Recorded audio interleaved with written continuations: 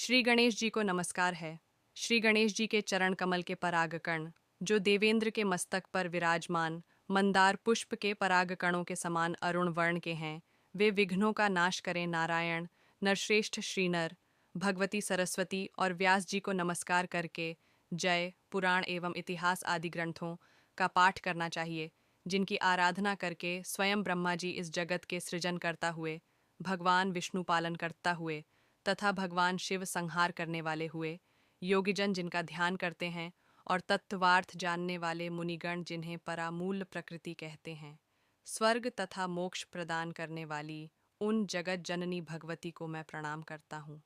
3, जिन्होंने स्वेच्छा से इस जगत की सृष्टि करके तथा स्वयं जन्म लेकर पुराण इस पृथ्वी लोक में प्रकाशित हुआ, आप कृपा करके इसका यथार्थ रूप में वर्णन कीजिए।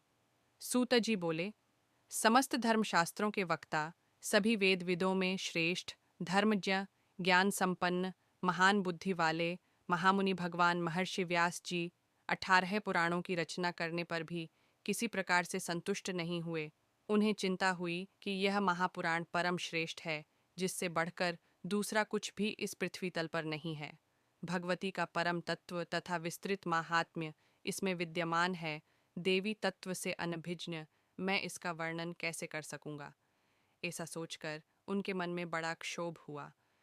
महाज्ञानी महेश्वर शिव, जिनके तत्व को भली भांति नहीं जानते हैं, जिनके परम तत्व को जान पाना अत्यंत कठिन है, ऐसा विचार कर परम बुद्धिमान तथा दुर्गा भक्ति परायण व्यास जी ने हिमालय पर्वत पर जाकर कठोर तपस्या की।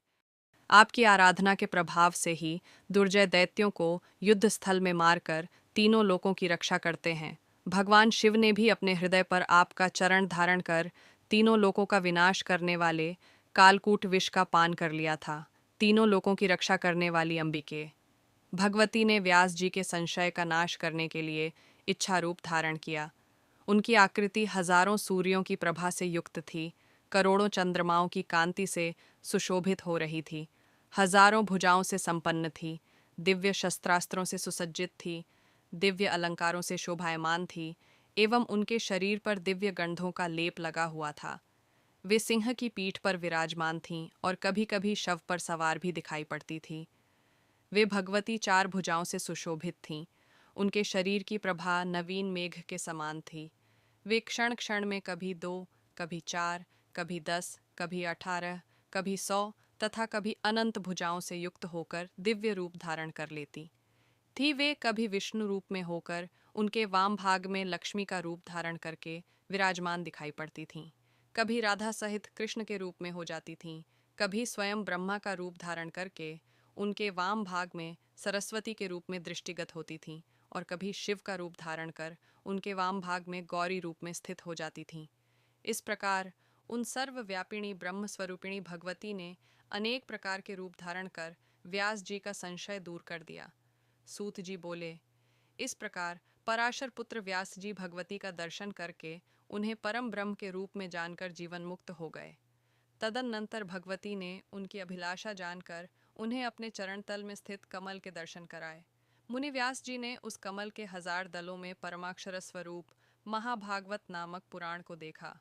द्विजों, तब सिर झुकाकर स्तुति करते हुए देवी को सादर प्रणाम करके कृतकृत्य होकर वे महर्षि व्यास जी अपने आश्रम चले गए। उन्होंने भगवती के चरणों में स्थित कमल में परमाक्षर स्वरूप पवित्र महाभागवत पुराण का जिस रूप में दर्शन किया था, उसी रूप में उसे प्रकाशित किया। उन्होंने अत्यंत स्नेहपूर्वक मुझे वह पुराण सुनाया और मैंने उसे सुना तथा सम्यक रूप से हृदय में धारण किया। अब मैं स्नेह के कारण आप लोगों से उस पुराण का वर्णन करूंगा। आप लोग प्रयत्नपूर्वक इसे गुप्त रखिएगा। हजारों अश्वमेध यज्ञ तथा सैकड़ों वाजपेय यज्ञ इस महाभागवत पुराण की 16वीं कला के भी तुल्य नहीं हैं। इस प्रकार महापात की प्राणियों की भी रक्षा के लिए इस भूलोक में महाभागवत पुराण प्रकाशित हुआ।